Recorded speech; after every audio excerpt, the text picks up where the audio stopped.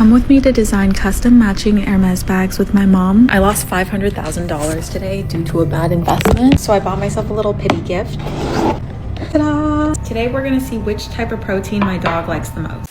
Imagine being so rich that people start wishing they could be your house mouse. These are my dog's favorite dog treats. If you've been living under a rock, let me introduce you to Becca Bloom, often called the Queen of RichTok. Okay, please don't judge me for this, but I fell in love with the laptop case, but they don't make it in my 15-inch size. It's only in 14-inch, so I decided to buy a new laptop today to fit that laptop case because it was just so pretty. And if you think that's over the top, you are just jealous and broke. RichTok is basically a TikTok subculture where, according to Thread, wealthy creators are unshamedly flexing their expensive lifestyle for millions of followers, showing off homes, jets, meals, and branded clothing. There are over 90,000 videos with 1.7 billion views can be found. For a lot of Gen Z, it's almost like escapism. Of course, not everyone sees it that way. And one name that keeps popping up in this space is Becca Bloom. She's an American entrepreneur, socialite, and luxury influencer with millions of followers on TikTok. She currently has 5.5 million followers at the moment, and she just started her account earlier last year. She originally started with pretty normal content. For instance, Outfit of the Day posts featuring normal brands like, Chanel, Louis Vuitton, ItsSeyra, just very typical fashion girly. Then that outfit of the day turns into hauls. To now, this. Gotta warm up for the amount of cardio I'm about to do. First, we have a pink silk t-shirt. $3,442. Light blue cashmere tape with $6,768. it's a Kelly. It's limited edition with a zipper on the side. As per my sources, this is about $17,800 at retail, not resale. Actually, me and my dad got matching. Okay, so $5,962 for this jacket. I got this for the year of the horse to hang up. $660. I really do like this scarf. It's a little cashmere vest. $6,640. It's a massive cashmere coat. The inside looks like $5,852. and it's a cashmere silk blend. $3,850. Very cute. This is the other hoodie. It's my dad's and we have mine. $5,162 is the same jacket. So our running total is $28,000. And from someone watching this sitting in District 15 with like 40 bucks in my account, I can confidently say that there are two things rich people really love to talk about. One being this Van Cleef jewelry. Happy December 1st, guys. It's officially the month of Christmas, which means I gotta start opening my presents.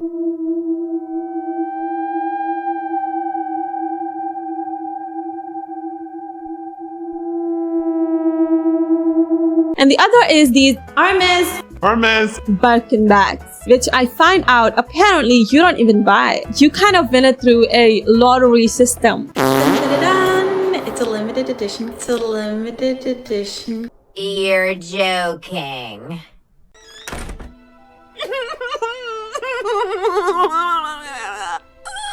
If these were sold at something like Target, I don't think most of us would even look twice. I don't know, I try to see the appeal, I try to see the vision, but they all look same and ugly to me.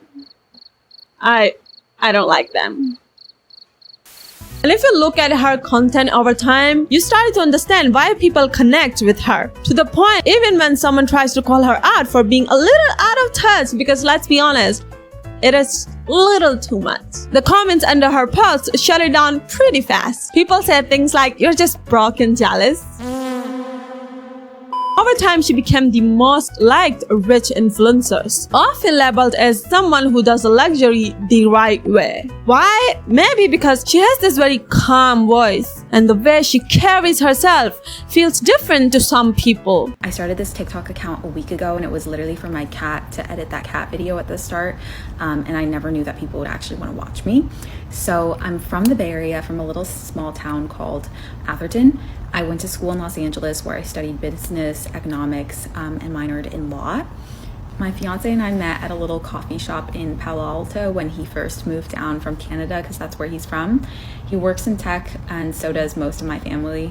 I want to give my parents as much privacy as possible, but obviously they're extremely successful and they're both entrepreneurs working in tech and real estate. But that doesn't stop me from working as hard as possible to be the best I can be. I think it only motivates me. Because a lot of viewers used to think that rich people are quote unquote not nice, that they are usually out of touch or unrelatable. Everything our chef's whipping up for dinner. My parents just got back from Switzerland. This is our menu for tonight. You guys like David's new shirt? We're starting with a charcuterie board with hand-picked prunes. This is the tuna tartare with the cured egg yolk. Oscar's sitting at the head of the table. Instead of salad, we have a lamb cheek confit.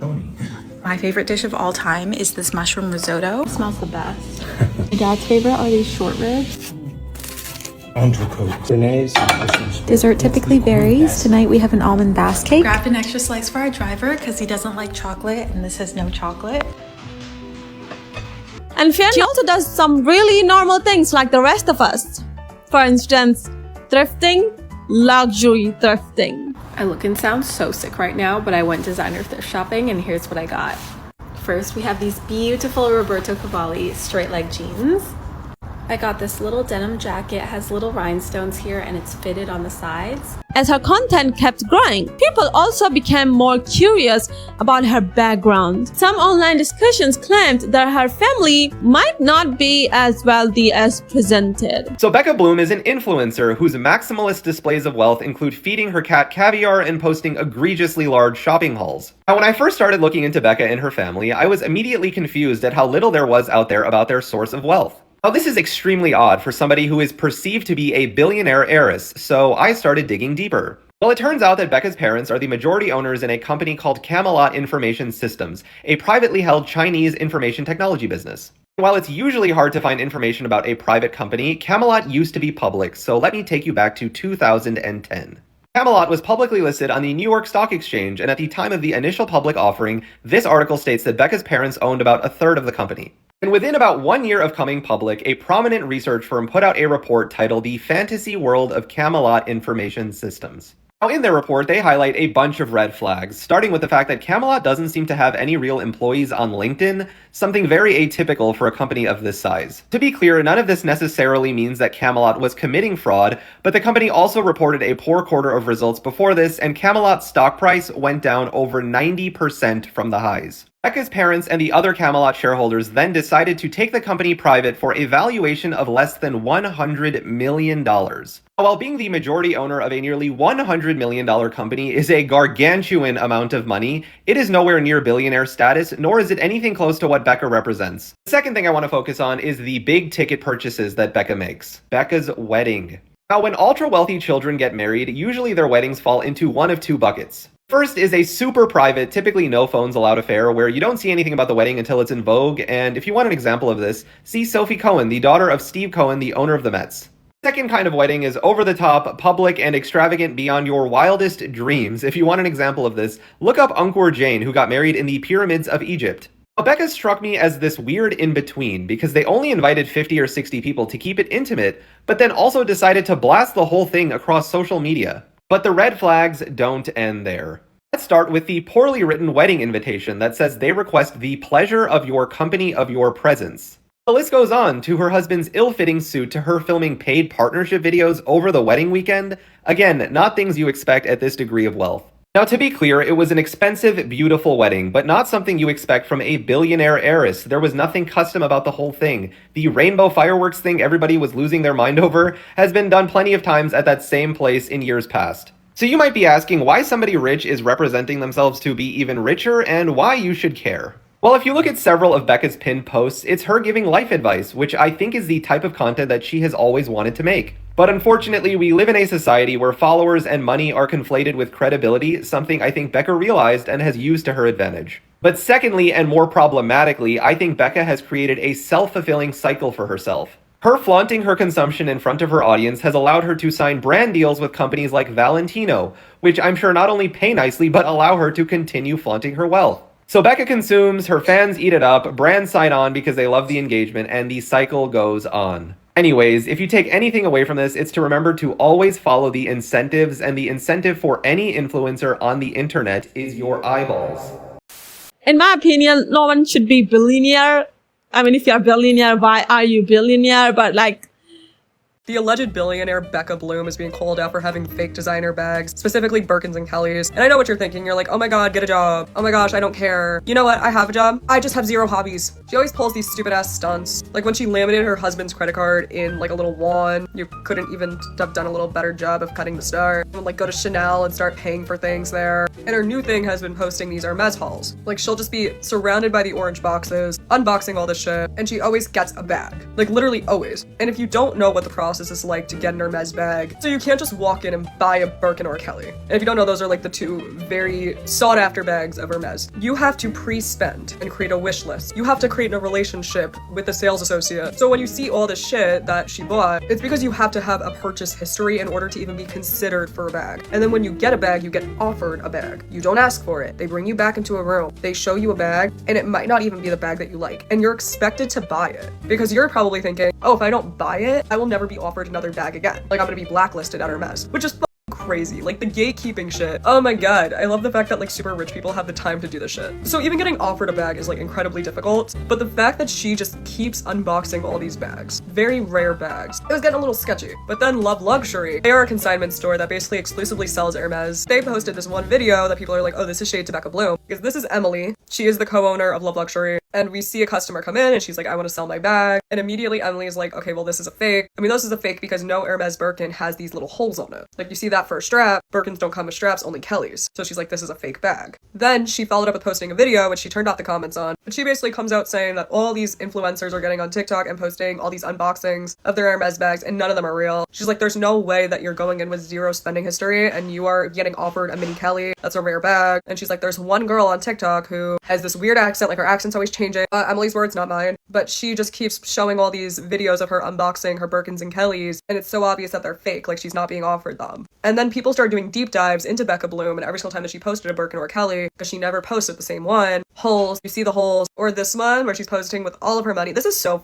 pretentious, by the way, like literally you if you're doing this. Holes. No, I'm not saying that like having a fake is bad, right? You know, we all probably have fake things at some point in our lives, and I'm not different. If you want to have a fake bag, have a fake bag, like whatever. Just don't be getting online and being like, oh my god, look how rich I am, look how like amazing I am. Oh my gosh, my husband got me 1 zillion roses for Valentine's Day. No, just grow up, sit the f down. Who cares? Well, apparently I do. Anyways, Sydney out. Now, I do think her content, some of it, is kind of entertaining. I personally love watching and reading about rich people. Like, it's just fun to see someone like living a very out of the ordinary life. I'm kind of a sucker of that kind of content. But in her videos, even if she is rich or like whatever, and people do say being rich comes with some level of overconsumption. Like, I guess if you have money, you can buy whatever you want. But then it comes to the point, but do you really need the same bag in every freaking single color? That's just another perspective that I personally find it interesting. In one video, she shows her wedding invitations. Well, a lot of people liked it and they were like, girl, like, this is my dream.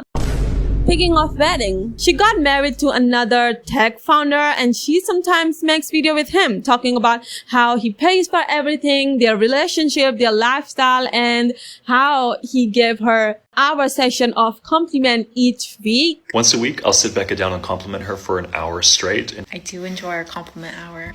And honestly, they seem happy, which is good for them. There were reports about her wedding costing, I don't know, 6 million or something, and she even made a video about it saying, it's kind of expensive.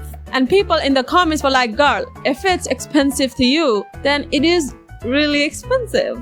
Another thing that I find out that made her likable, if you will, to a lot of people is that she tries, or in my opinion, kind of hard. She tries hard to be relatable. Not in a fake way, maybe in a subtle way, but like she does it. Like eating a dessert in a lettuce-looking plate to make it look healthier. Plate my dessert with me. Our chef compiled a variety of local dessert. I'll be eating out of a lettuce plate to make this healthier. Or showing small siblings like arguments in like videos, like casual way. I flew home early for a necklace. Let's unbox it. So as you probably know, every year Van Cleef comes out with a holiday pendant. Sometimes it's pretty, sometimes it's not. This year's is very pretty. Dun, dun, dun, dun.